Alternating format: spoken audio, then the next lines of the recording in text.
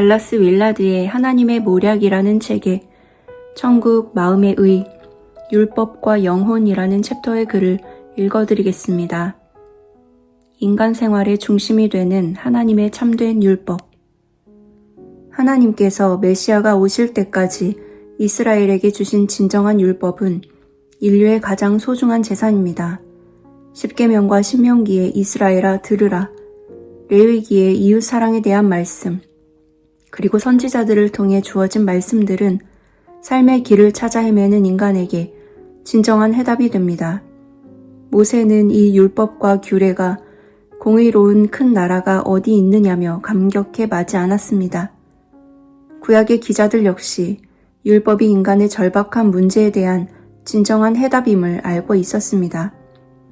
하나님의 참된 율법은 하나님 마음의 아름다운 표현으로서 그 자체로 고유의 아름다움을 지니고 있습니다.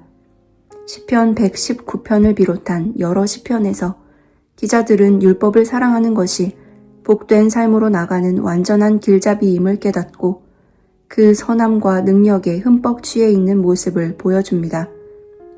율법은 그들에게 생각과 마음의 영원한 기쁨이었습니다. 예수님 또한 이러한 관점에서 조금도 벗어나지 않으셨으며 영생을 묻는 청년과 율법 전문가에게 계명을 지키라고 명확히 답하셨습니다. 우리가 오늘 함께 나눌 말씀은 이사야 22장 8절부터 14절까지입니다. 그가 유다에게 덮였던 것을 벗김에 그 날에야 내가 숲을 곳간의 병기를 바라보았고 너희가 다윗 성에 무너진 곳이 많은 것도 보며 너희가 아랫못에 물도 모으며 또 예루살렘의 가옥을 개수하며 그 가옥을 헐어 성벽을 견고하게도 하며 너희가 또 옛못에 물을 위하여 두 성벽 사이에 저수지를 만들었느니라. 그러나 너희가 이를 행하신 이를 앙망하지 아니하였고 이 일을 옛적부터 경영하신 이를 공경하지 아니하였느니라. 그 날에 주 만군의 여호와께서 명령하사 통곡하며 애곡하며 머리털을 뜯으며 굵은 배를 띠라 하셨거늘 너희가 기뻐하며 즐거워하여 소를 죽이고 양을 잡아 고기를 먹고 포도주를 마시면서 내일 죽으리니 먹고 마시자 하는도다. 만군의 여호와께서 친히 내 귀에 들려 이르시되 진실로 이 죄악은 너희가 죽기까지 용서하지 못하리라 하셨느니라. 주 만군의 여호와의 말씀이니라. 아멘.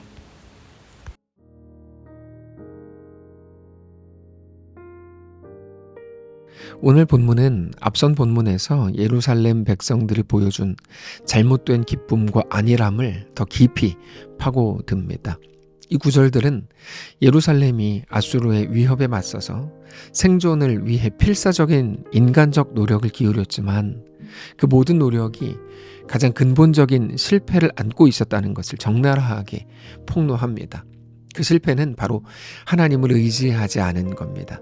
눈에 보이는 자기들의 지혜에 따른 대책을 세운 거죠.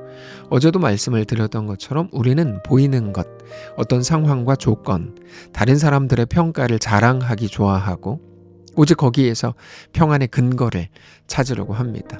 일이 잘 되고 승진을 하고 돈을 많이 벌고 좋은 학교에 가고 남들에게 떵떵거릴 만한 조건을 가지게 되면 그거를 복이라고 말하고 그게 평안의 이유라고 생각합니다. 그런데 전혀 그렇지 않습니다. 하나님은 그런 생각에 대해서 완전히 거부하십니다. 평안의 이유가 눈에 보이는 것이면 안 되고 오직 하나님을 믿는 것이 유일한 평안의 이유라고 말씀을 하신다는 것을 우리가 긴장하면서 들어야 합니다. 그래서 오늘 본문은 위기 속에서 인간적인 대비에만 몰두하고 하나님의 주권을 무시하는 우리의 어리석음을 정면으로 책망하는 준엄한 경고인 겁니다. 먼저 8절 이하에서 유다 백성들이 아수르의 침공에 대비해서 얼마나 철저하고 치밀하게 준비했는지를 구체적으로 묘사합니다. 8절입니다. 그가 유다에게 덮였던 것을 벗김에 그날에야 너가 숲을 곳간의 병기를 바라보았고 너희가 다윗성에 무너진 곳이 많은 것도 보며 너희가 아랫못에 물도 모으며. 자, 여기서 덮였던 것이 벗겨졌다라고 되어 있는데 이건 전쟁이 임박해서 유다가 더 이상 자기들의 약점을 숨길 수가 없게 됐다는 말입니다. 위기가 없을 때는 모든 약점들을 적당히 숨기면서 살아갑니다. 그런데 위기가 오면 뭐가 포장이었는지, 뭐가 가짜였는지, 뭐가 진짜였는지가 드러납니다. 풍랑이 불면 배에 있던 것들을 하나 둘씩 버려야 됩니다. 그러면서 가장 소중한 것들만 남게 되죠. 그러면 무엇을 제일 먼저 버릴 건지, 뭐가 정말 나에게 필요 없는 건지, 무엇을 끝까지 가지고 갈 것인지 그때 드러납니다. 이스라엘 백성들도 자기들의 위기 속에서 필사적으로 움직이기 시작했습니다.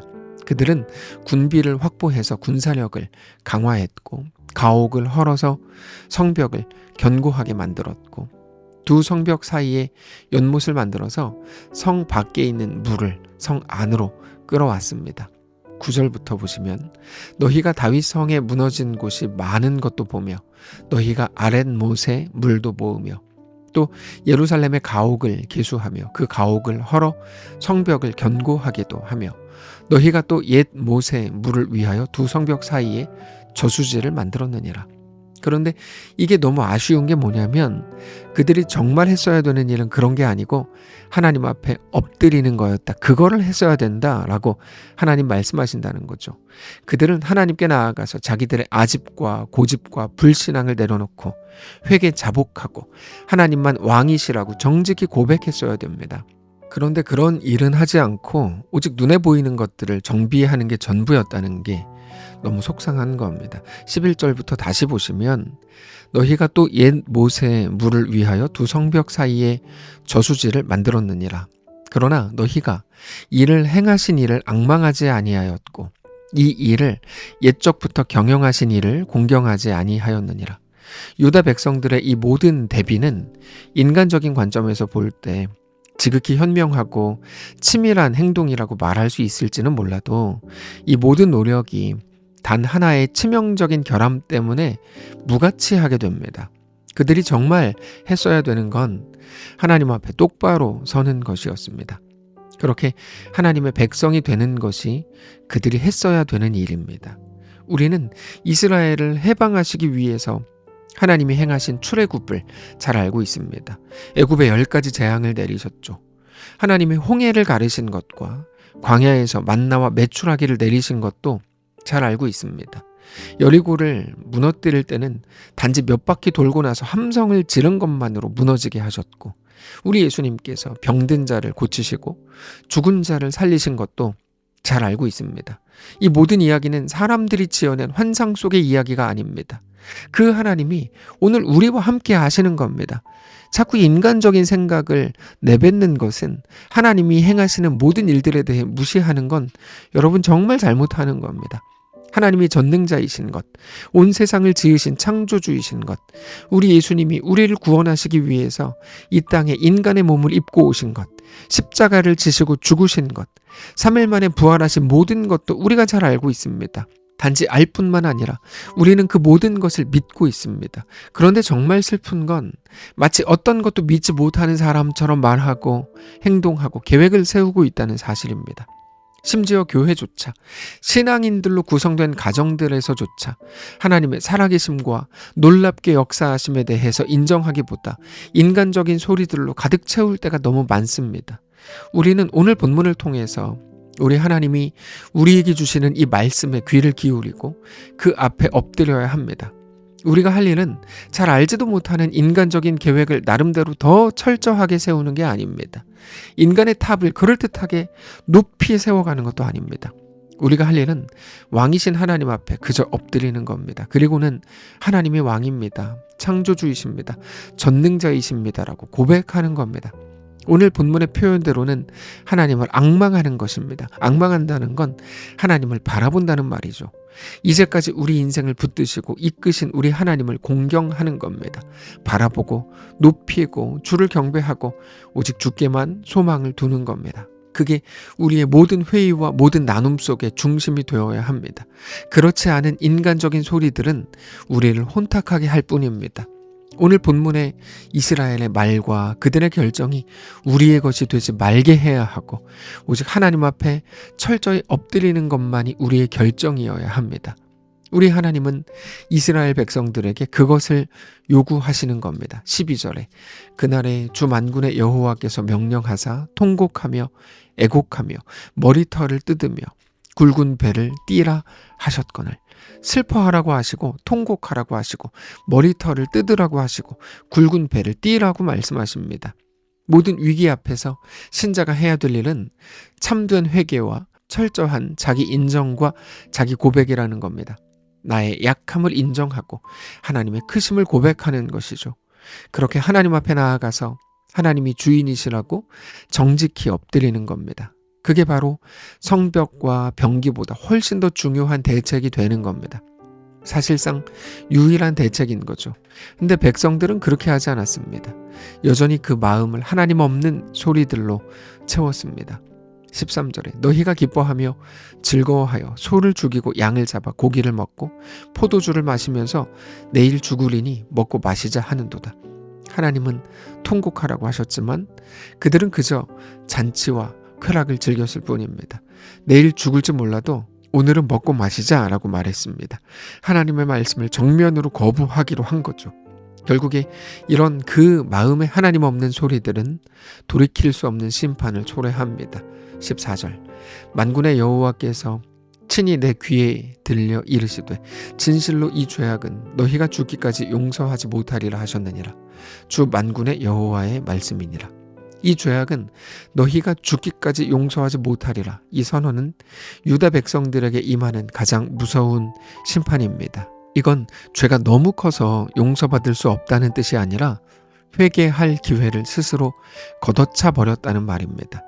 끝까지 하나님 없는 소리들로 채웠다는 것입니다. 하나님의 말씀은 우습지 않습니다. 오늘 우리가 해야 될 일은 하나님 앞에 다시 나아가서 내 계획과 내 대책과 내 지혜가 아니라 오직 하나님이 왕이시라고 고백하는 것뿐입니다. 사랑하는 성도 여러분, 어떤 것으로 우리가 만족할 수 있을까요? 어떤 것이 우리에게 평안을 가져다 줄까요? 어떤 것도 아닙니다.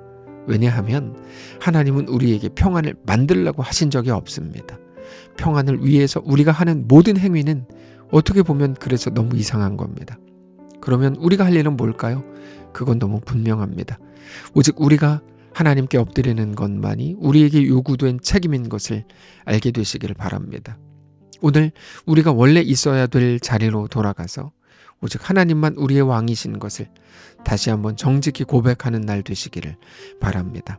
기도하겠습니다. 하나님 우리 아버지 감사합니다.